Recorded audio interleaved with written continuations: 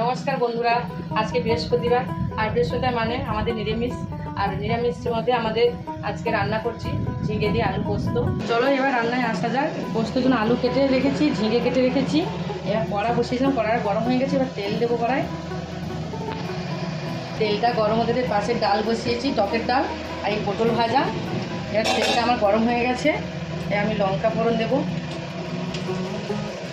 কালো জিরে ফোড়ন দেবো। এবার ঝিঙেটা দেবো, ঝিঙেটা দিয়ে একটুখানি ভাজতে থাকবো। অল্প একটু নুন দিয়ে দেবো, হলুদ। ঝিঙেটা যতক্ষণ ভাজা আছে আমি ওইদিকে যে পোস্তটা ভিজিয়েছিলাম এটা একটু বেটে নেবো। এই দেখুন পোস্তটা ভিজিয়ে রেখেছি। এবার আমি শিলে বাটবো একে।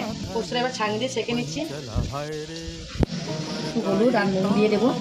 এবার এটা মিহি করে বেটে নেবো। এটা মিক্সিতেও বাটা যায়, কিন্তু শিলে বাটা মশলাটা আলাদা স্বাদ। এটা বেটে একটু ভালো করে পেস্ট বানিয়ে নেবো। বাড়তে বাড়তে কিন্তু ঝিঙেটার দিকে খেয়াল রাখতে হবে, মাঝে মাঝে নেড়ে দিতে হবে। এগুলো আমাদের গাছের আম, এবার ডালে দিয়ে দেবো। ঝিঙেটা ভাজা হয়ে গেছে, তুলে নেব। অল্প নুন, অল্প হলুদ। এবার আলুটা ভাজবো। এটা ভাজা হয়ে গেলে এবারে পোস্ত দেবো। এদিকে আমার পোস্ত বাটা হয়ে গেছে। এবার আমার আলু ভাজা হয়ে গেছে। এবার পোস্ত দিয়ে দেবো এর মধ্যে। বেটে রাখা পোস্তটা আমি এর মধ্যে দিয়ে দিলাম। একটু বিছলে জল দিয়ে দেবো, অল্প একটু দেবো, এর পরে আবার দেবো জলটা। এবার নাড়বো। ততক্ষণে আমি ডালটা নামিয়েছি, দেখুন টক ডাল। কাঁচা লঙ্কা বাটা দিতে ভুলে গেছি, তাই আমি একটু কাঁচা লঙ্কা চিড়ে দিয়ে দিচ্ছি।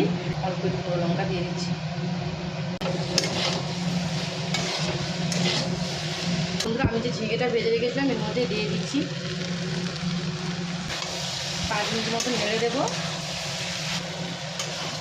এবার বন্ধুরা এর মধ্যে আমি জল দিয়ে দেবো। পোস্ত বাটার জলটাও দিয়ে দিচ্ছি। দেখুন বন্ধুরা, আমার পোস্ত হয়ে এসছে। এবার নামাবার পথে আর একটুখানি হবে, তারপর নামিয়ে দেবো আমি। তো গ্যাসটা কমিয়ে দিয়েছি, আর একটুখানি হবে, তার আমি ঢাকা দিয়ে দিই, একটু ভেপে ভেপে হবে। এবার ঢাকনাটা খুলে দেখি কেমন হয়েছে। এই দেখুন পোস্ত আমার হয়েই গেছে। এবার একটু চিনি দেবো মধ্যে, আমি অতটা দিচ্ছি। এখন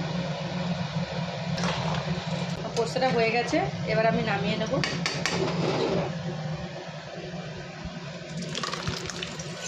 ঝিঙে আলু পোস্ত রেডি। বৃহস্পতিবারের মোস্ট ডিমান্ডেড। তো আবার আসছি পরের ভিডিওতে।